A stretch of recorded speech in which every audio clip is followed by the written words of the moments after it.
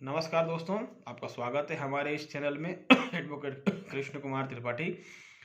दोस्तों, आज का वीडियो हमारा उस टॉपिक पर आधारित है जिस पर कि आपके ऊपर कोई क्रिमिनल केस दर्ज हो जाता है, कोई एफआईआर हो जाती है और उसके बाद पुलिस द्वारा आपको थाने बुलाया जाता है। ठीक है। और आप थाने जाते हैं तो पुलिस आपके बयान दर्ज करती है। फिर चाहे आप क्रिमिनल हो या आप पीड़ित हों, दोनों में से कोई भी हो, पुलिस आपके बयान दर्ज करती है। इसको लेकर लोगों की शिकायतें ये रहती हैं कि हमको पुलिस ने बुलाया, हमने जो बयान दिए पुलिस ने वो लिखा ही नहीं, पुलिस ने घुमा फिरा के लिखा, पुलिस ने ब्लैंक पेपर में मेरी साइन करवा ली। ठीक है। ऐसी बहुत सारी शिकायतें लोगों की रहती हैं कि सर हम तो थाने गए थे और हमने बयान दिया, मगर हमने जो बातें बोली ना, पुलिस ने उसमें से आधी लिखी और आधी मन से लिख दी। या फिर कोई कहता है कि सर पुलिस ने हमको बुलाया और एक ब्लैंक पेपर दे दिया, उसमें साइन करवा ली हमारी और फिर हमको वापस घर भेज दिया। ये शिकायतें रहती है लोगों की। देखिए क्या होता है कि जब कोई भी क्रिमिनल केस थाने में चला जाता है जिसमें या तो एफआईआर की मांग की जाती है या फिर एफआईआर दर्ज हो चुकी होती है। अगर एफआईआर दर्ज हो चुकी है तो उसमें यह रहता है कि पुलिस को इन्वेस्टिगेशन करना पड़ती है, जो कि पुलिस का राइट रहता है। तो जब पुलिस इन्वेस्टिगेशन करती है तो पुलिस दोनों पक्षों के लोगों को बुलाती है बारी बारी से। खैर हम इस अच्छे से जानते हैं कि पुलिस वाले बड़े बदतमीजी से बात करते हैं और बहुत ही रूडली बुलाते हैं। वो इंजीनियर आपको फ़ोन लगाते हैं कि ये थाने आ जाना, कल समझाना, ऐसा। तो पुलिस जो है नॉर्मली थाने पर बुला तो किसी को भी सकती है, मगर इसमें भी कुछ रूल्स हैं। जैसे कि किसी महिला को तब बुला सकती है जब थाने के अंदर कोई महिला कांस्टेबल हो। किसी बच्चे को नहीं बुला सकती पुलिस। वैसा बच्चा जिसकी उम्र जो है वो 18 से कम है, नाबालिग है, उसको पुलिस थाने नहीं बुला सकती।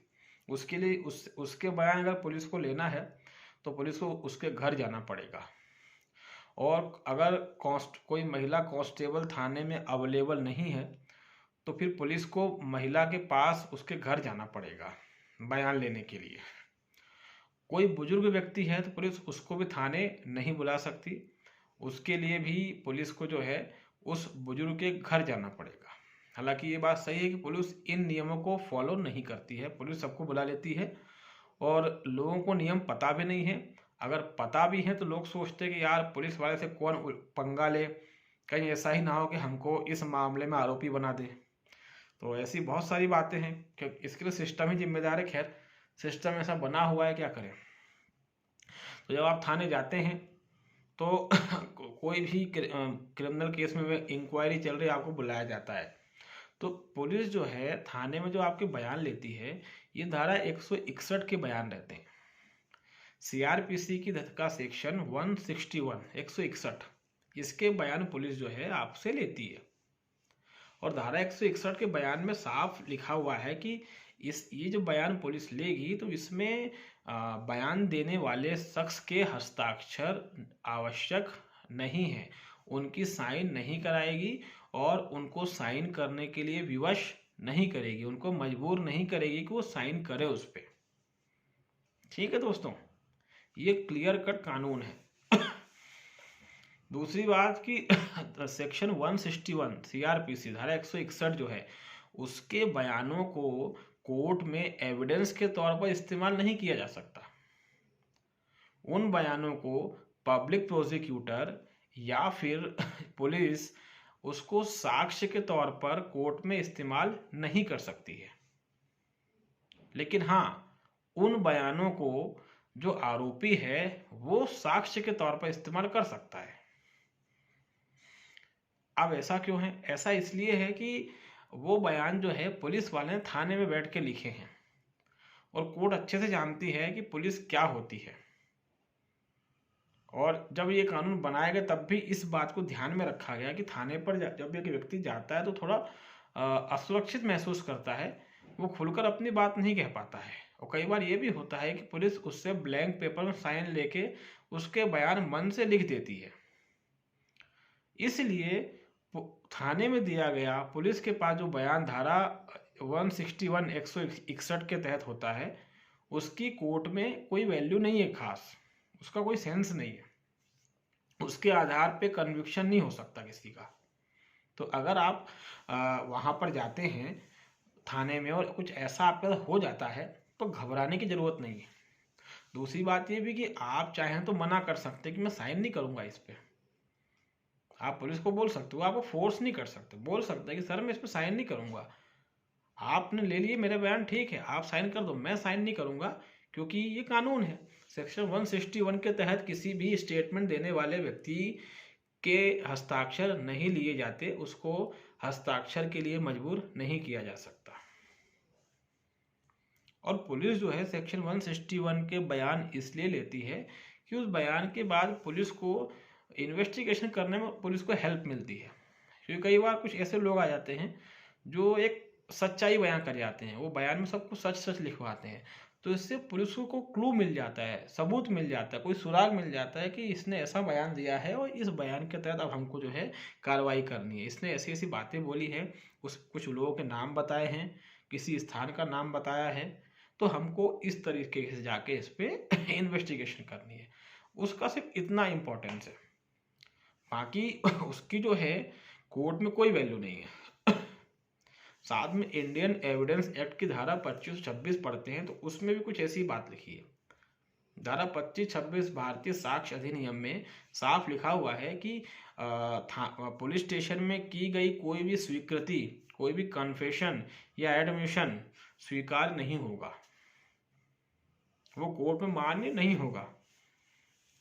फॉर एग्जाम्पल किसी व्यक्ति पर मर्डर का आरोप है, पुलिस उससे लिखवा लेती है कि हाँ मैंने हत्या करी है, और वो नीचे उस पर साइन कर देता है, पुलिस उस कागज को कोर्ट में पेश कर देती है कि सर इसने कबूल कर लिया है, कोर्ट उस कागज को नहीं मानेगी, उसकी कोई वैल्यू नहीं है। तो अगर कभी भी आपके साथ ऐसा होता है कि आप पे कोई झूठा आरोप है और पुलिस कहती है कि भैया तुम स्वीकार करो, कबूल करो तुमने किया है, तो आप कर लो कबूल, आप कबूल कर लो, क्योंकि उस कबूलनामे कोई वैल्यू नहीं है, और कोर्ट में मुकर जाओ, अगर नहीं भी मुकरोगे तब भी उसकी कोई वैल्यू नहीं है। और फिर आपको मुकरना नहीं, आपका वकील है ना, वो बोल देगा कि सर ये तो पुलिस स्टेशन में किया गया है, इसकी कोई वैल्यू नहीं है, इसके बेस पे कन्विक्शन नहीं किया जा सकता।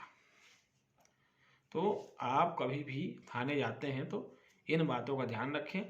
इन जनरली पुलिस कहीं पर भी आपको हस्ताक्षर करने के लिए मजबूर नहीं कर सकती है। और एक बयान 164 के होते हैं तो वो जज के सामने होते हैं, मजिस्ट्रेट के सामने होते हैं, उनकी वैल्यू है, वो एज ए एविडेंस उनकी पूरी वैल्यू है। उसमें अगर कुछ बोल दिया आपने, ध्यान रखना वो फिर जो भी हो उसका परिणाम आपके पक्ष में हो या आपके खिलाफ हो, विपक्ष में हो, वो फिर मान्य होगा, क्योंकि 164 के तहत जो बयान दिया जाता है वो जज साहब के सामने दिया जाता है, तो इसलिए उस बयान से आप पलटी नहीं मार सकते, और वो बयान एक पुख्ता सबूत माना जाता है, प्राइमरी एविडेंस माना जाता है वो बयान, तो उसकी वैल्यू है। लेकिन जो 161 के बयान है इनकी कोई अहमियत नहीं है। 161 के बयान लेते समय पुलिस जो है हस्ताक्षर करने के लिए, सिग्नेचर करने के लिए किसी व्यक्ति को विवश नहीं कर सकती है। आप मना कर सकते मैं साइन नहीं करूँगा इस पर, और उसको आधार बनाकर किसी भी आरोपी को का कन्विक्शन नहीं किया जा सकता। तो इन बातों की जानकारी आपको होनी चाहिए, वो भी क्या तब जब है ना आप जो हैं आपके ऊपर कभी जो है अधिकतर लोग जो मैट्रिमोनियल डिस्प्यूट में फंसे हुए हैं, जिन पे 498 दर्ज हो जाता है, स्त्री धन को लेके 406 दर्ज हो जाता है, तो घबराने की कोई ज़रूरत नहीं है। और कई बार धारा 406 दर्ज हो जाती है तो महिला जो रहती है वो पुलिस को लिख के दे देती है एक लिस्ट की मेरा इतना इतना सामान है, और पुलिस वाला बोलता है कि जाओ तुम इस महिला का जो सामान तुम्हारे घर पे है, जो तुम्हारी पत्नी का, वो वापस लेकर आओ। तो आपको वापस जाने की ज़रूरत नहीं है, पुलिस को राइट ही नहीं है, पुलिस को होती सामान दिलवाने वाली, सामान तो कोर्ट दिलवाएगा। अगर साबित कर दे महिला कि हाँ सामान था वहाँ पर, सामान इतना दिया था, तो सामान तो कोर्ट दिलवाएगा, पुलिस थोड़ी दिलवाएगी। आप लोग डर जाते हैं कि अरे पुलिस वाला बोल रहा है। आप लोग घर से सामान लेके भी आ जाते हैं, सामान जो है थाने में जमा कर देते हैं, थाने वाला वो सामान आपकी पत्नी को दे देता है। उसमें कई चीज़ें ऐसी भी रहती है जो आपकी हैं, आपकी वाइफ की नहीं, लेकिन आप डर के मारे जो पत्नी ने लिख के दिया है उसको भी लेके आ जाते हैं और महिला थाने पे उसको दे देते हैं। पत्नी खुश हो जाती है, देखा मैंने क्या सबक सिखाया पति को, वो अपने अहंकार की संतुष्टि करने लग जाती है और आप घबराए हुए रहते हैं। तो ऐसा भी नहीं करना है, ठीक है। पुलिस किसी भी तरह के किसी भी सामान को आपसे जब्त नहीं कर सकती जब वो सामान आपका कोई ऐसा सामान हो जिसका कि किसी क्रिमिनल केस से कोई संबंध ना हो।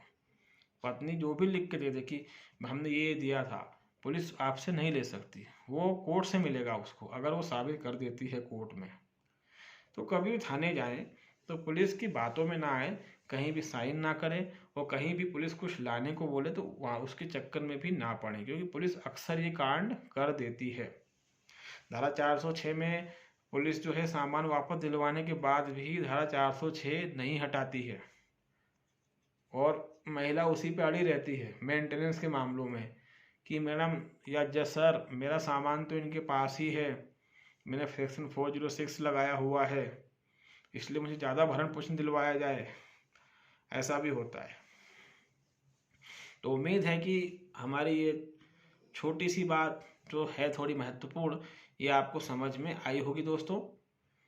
और मेरा एक रिक्वेस्ट है, आप अगर हमारे चैनल में नए हैं तो हमारे चैनल को लाइक ज़रूर करें, सब्सक्राइब ज़रूर करें। और कोई डाउट वगैरह है तो हमने अपना नंबर भी तो कई बार बताया हुआ है, आप हमें व्हाट्सएप मैसेज कर सकते हैं, कॉल नहीं लगाना है, आप व्हाट्सएप मैसेज कर सकते हैं और व्हाट्सएप मैसेज करके आप अपनी समस्या को लिख कर भेज सकते हैं। उसके बाद फिर हम रिस्पांस देंगे, उसके बाद ही आप कॉल लगाएं। डायरेक्ट कॉल ना लगाएं दोस्तों, क्योंकि हमारे पास बहुत सारे फ़ोन आते हैं। तो होता ये है कि लोग फ़ोन लगाते हैं और फ़ोन लगाते ही पहले नाम पूछेंगे कि सर आप ही बोल रहे हैं। हमने जैसे ही हाँ हाँ बोला, वैसे लोग अपनी जो भी कहानी वो फटाफट सुनाना शुरू कर देते हैं। हमको उनको बीच में टोकना पड़ता है कि जनाब मैं अभी इस सिचुएशन में नहीं कि मैं अभी कहानी सुन सकूं, आपकी जो प्रॉब्लम है उसको व्हाट्सएप पर लिख के भेज दीजिए, हम पढ़ेंगे, उसके बाद आपको रिस्पॉन्स देंगे। क्योंकि कई बार क्या होता है, मैं कोर्ट में हूँ या कहीं और हूँ और आप मुझे फ़ोन लगा दें और फिर आप अपनी कहानी सुनाने लग जाते हैं। आप ये भी नहीं पूछते कि सर इस समय आपसे बात करना उचित होगा या नहीं होगा, कब फ़ोन लगा लूँ, कब बात कर लूँ, इस समय बात कर सकता हूँ क्या, या आप टाइम दे दें तो मैं शाम को लगा लूँ, इस समय लगा लूँ। डायरेक्ट फ़ोन लगा के आप अपनी राम कहानी सुनाना शुरू कर देते हैं कि सर मैं यहाँ से बोल रहा हूँ और मेरे साथ ऐसा हो गया है, वैसा हो गया है। तो ऐसा ना करा करें, ये निवेदन है। जब कभी भी आपके साथ कुछ प्रॉब्लम है, कोई एडवाइस चाहिए, तो आप जो है हमें व्हाट्सएप पर मैसेज किया करें। अपना व्हाट्सएप नंबर मैं पहले ही बता चुका हूँ, एक बार फिर बता देता हूँ, 7415111449 और एक और नंबर है 8109695449।